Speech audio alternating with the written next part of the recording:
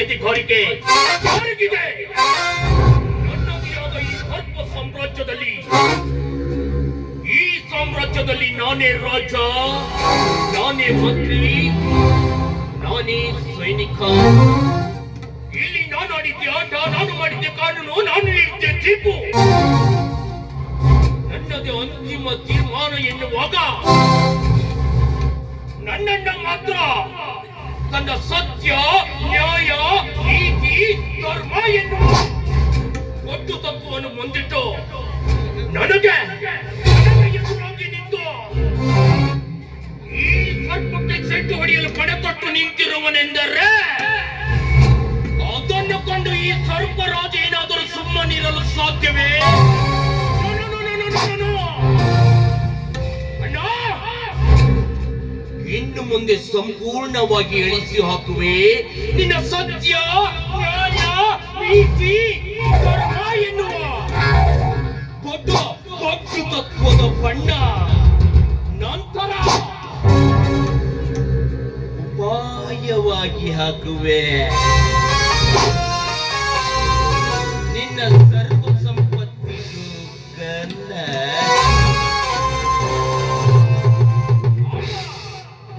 ನಿನ್ನ ಎಲ್ಲ ಆಸ್ತಿ ನನ್ನದಾದ ಮರುಕ್ಷಣವೇ ನಾನಾಗುವೆ. ಈ ಸರ್ಪ ಸಾಮ್ರಾಜ್ಯಕ್ಕೆ ಪರಿಪೂರ್ಣ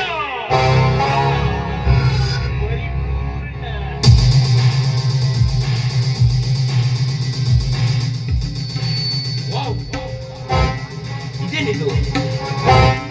ನಾನು ಅರಸುತ್ತಿರುವ ಬಳ್ಳಿಯು ತಾನಾಗಿಯೇ ಬಂದು ನನ್ನ ಕಾಲಿಕೊಳ್ಳುವಂತೆ ನನ್ನ ಸೋದರತ್ತೆಯ ಮಗಳು ರಕ್ಷಿತ ಇದೇ ಮಾರ್ಗದಲ್ಲಿ ಬರಲಿ. ಇವಳಲ್ಲಿ ನನ್ನ ಮದುವೆ ಬಗ್ಗೆ ಒಂದೇ ಒಂದು ಮಾತು ಪ್ರಸ್ತಾಪಿಸಿದರೆ ಆಯ್ತು. ಎಸ್ ಎಂದು ಒಪ್ಪಿದರೆ ಅವಳ ಕೊರಳಿಗೆ ನೋ ಎಂದರೆ ಈ ಸರ್ಪರಾಜನಿಂದ ಶೀಲ ಸಂಹಾರ.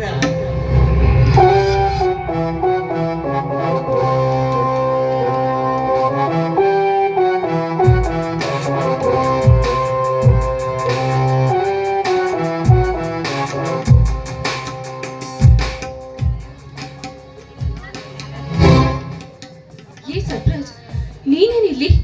ಅಲ್ಲ, ನಾನು ಎಲ್ಲಿ ಹೋದ್ರು ನನ್ನ ಹಿಂದೆನೆ ವಕ್ರಿಸ್ಕೊಂಡಿದ್ಯಲ್ಲ. ಹೋದ್ಯ ಪಿಶಾಚಿ ಅಂದ್ರೆ ಬಂದ್ಯ ಗವಾಶಿ ಅನ್ನೋ ತರ ನನ್ನ ಹಿಂದೆನೆ ಯಾಕೆ ಬಿದ್ದಿದ್ಯಾ? ನಿನಗೆ ಸ್ವಲ್ಪನೂ ನಾಚಿಕೆ, ಮಾನ, ಮರ್ಯಾದೆ ಅನ್ನೋದೇ ಇಲ್ಲ? ಸ್ವಾಗತ ನನ್ನ ಅತ್ತಿಯ ಮಗಳೇ, ಮುತ್ತಿನ ಹರಳಿ. ಸದಾ ನೀ ಬರುವ ದಾರಿಯಲ್ಲಿ ನಗೆ ಹೂವಿನ ರಾಶಿಯನ್ನು ಚೆಲ್ಲಿ ನಿನಗಾಗಿ ಹಾತೊರೆಯುತ್ತಿರುವ ಸರ್ಪರ. ಏಯ್, ಮುಚ್ಚ ಬಾಯಿನ ಸಾಕು. ಏಯ್, ನೀನ್ ಅಂದಿದ ತಕ್ಷಣ ನೀನ್ ಹಿಂದೆ ಬಂದು ನಿನ್ನ ಅತ್ತೆ ಮಗಳು ಹಾಗೆ ಹೀಗೆ ಅಂತ ಸಂಬಂಧಗಳನ್ನೆಲ್ಲ ಕಟ್ಕೊಂಡ್ರೆ ನೀನ್ ಅಂದಾಗೆ ನಿನ್ ಬಳಿ ಬರ್ತೀನಿ ಅಂತ ತಿಳ್ಕೊಂಡಿದ್ಯಾ?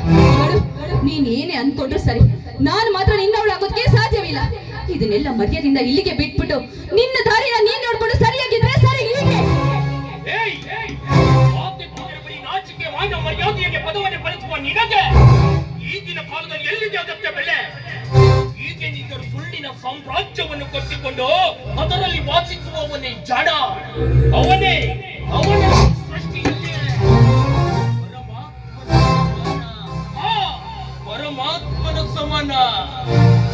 ಮುಚ್ಚ ಬಾಯಿನ ಸಾಕು. ತೊಡು, ಇನ್ನೊಂದು ಸಲ ಕಂಡವ್ರ ಜೊತೆ ಹೋಗಿ ಇವಳು ಅತ್ತೆ ಮಗಳು ಹಾಗೆ ಹೀಗೆ ಅಂತ ಸಂಬಂಧಗಳನ್ನ ಕಟ್ಕೊಂಡು ಬಂದ್ರೆ ನೀನು ಬಯಸಿದಂತೆ ನಾನು ನಿನ್ನವಳಕ್ಕೆ ಎಂದಿಗೂ ಸಾಧ್ಯವಿಲ್ಲ. ಮರ್ಯಾದೆಗೆ ಹೇಳ್ತಾ ಇದ್ದೀನಿ, ಒಂದ ದಾರಿಗೆ ಸೂಕ್ತವಿಲ್ಲ ಅಂತ ಇಲ್ಲಿಂದ ಹೋದ್ರೆ ಸರಿ. ಇಲ್ಲವಾದ್ರೆ ಅದರ ಪರಿಣಾಮ ನೆಟ್ಟಗಿರೋದಲ್ಲ.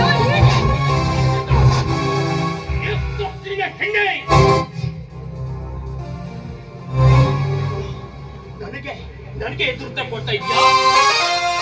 ನಿಮ್ಮದ ಗುಯಗಳಿಗೆ ಒಂದು ಚಿಂತೆ ಮರಿ ಪ್ರವೇಶಿಸಿದಂತೆ ಯಾರು ಇಲ್ಲದ ಈ ನಿರ್ಜನವಾದ ಪ್ರದೇಶದಲ್ಲಿ ಒಬ್ಬಕ್ಕೆ ಹೆಣ್ಣಾದ ನಿನ್ನನ್ನು ಉಪಾಯದಿಂದ ಅನುಭವಿಸಬೇಕೆಂದು ಹಾತೊರೆಯುತ್ತಿರುವಾಗ ನನ್ನ ಕಂಡಸ್ಥಾನಕ್ಕೆ ನೀನು ಸವಾಲು ಹಾಕ್ತೀಯಾ? ಅದರ ಪರಿಣಾಮ ಏನಿದೆ ಈಗ ನಿನಗೆ ತೋರಿಸ್ತೇನೆ. ವಾವ್, ಶಬಾಷ್ ಕಣೋ, ಶಬಾಷ್. ಹ, ನೀನೊಬ್ಬ ಗಂಡ್ಸ. ನೀನು ಮೀಸೆ ಬಂದು ತಿರ್ಗಿಸಿದ ತಕ್ಷಣ ನೀನನ್ನ ಗಂಡ್ಸ ಅನ್ಕೋಬೇಕೇನೋ. ನೋಡು, ನೀನ್ ಯಾವ ಸೀಮೆ ಗಂಡ್ಸು? ನೀನೊಬ್ಬ ಪ್ರಾಣಿಗಳ ಹೆಸರು ಹೇಳ್ಕೊಂಡು ತಿರುಗುವಂತ ನೀಚ ನೀನು. ಏಯ್, ಮುಚ್ಚ ಬಾಯ್ನ ಸಾಕು. ನೀನು ಹೆದ್ರಿದ ತಕ್ಷಣ ನಾನು ಹೆದರ್ಕೊಂಡು ಹೊಡೋಗಂತ ಹೆಣ್ಣಲ್ವೋ? ನೋಡು, ನಿನಗೆ ಅಷ್ಟೊಂದು ತಾಕತ್ತು ಧೈರ್ಯ ಅನ್ನೋದಿದ್ರೆ ನನ್ನ ಒಂದೇ ಒಂದು ಬೆರಳನ್ನ ಮುಟ್ಟಿ ಆಮೇಲೆ ಅದರ ಪರಿಣಾಮ ಹೇಗಿರುತ್ತೆ ಅನ್ನೋದನ್ನ ನಿರ್ಧಾರ ಮಾಡು. ರುಚಿತ ಜಂಬದ ಹೆಣ್ಣೆ, ನನಗೆ ನಿನಗೆ ಸೂತ್ರ ಕೊಟ್ಟಿಯಾ? ಇದನ್ನು ನಾನು ತುಂಬಾ ದಿನದಿಂದ ಕಾಯ್ತಾ ಇದ್ದೆ. ಸುಖವನ್ನು ಇವತ್ತು ನಾನು ಅನುಭವಿಸಲೇಬೇಕು. ಅದು ನನ್ನಿಂದ ನೀನು ಹೇಗೆ ತಪ್ಪಿಸ್ಕೊಳ್ತೀಯಾ? ನಾನು ನೋಡೇ ಬಿಡ್ತೀನಿ. ಬೇಡ ನೋಡಿ ಸತ್ಯರಾಜ್, ನೀನು ಕೆಟ್ಟದಾಗಿ ನಡ್ಕೊಳ್ತಾ ಇದ್ಯಾ. ನೀನ್ ಮಾಡ್ತಿರೋದು ತಪ್ಪು. ಅಕಸ್ಮಾತ್ತಾಗಿ ನೀನೇನಾದ್ರೂ ನನ್ನ ತಂಟೆ ಬಂದ್ರೆ ಅದು ಪರಿಣಾಮ ನೆಟ್ಟಗಾಗಿ ಎದುರಿಸ್ತೀಯಾ. ಬೇಡ, ಮೊದಲಿಂದ ಹೊಟ್ಟೋಗ್ಬೇಡ. ಎಷ್ಟೊಂದು ದಿವಾಕ್ಕೆ ನಿನಗೆ.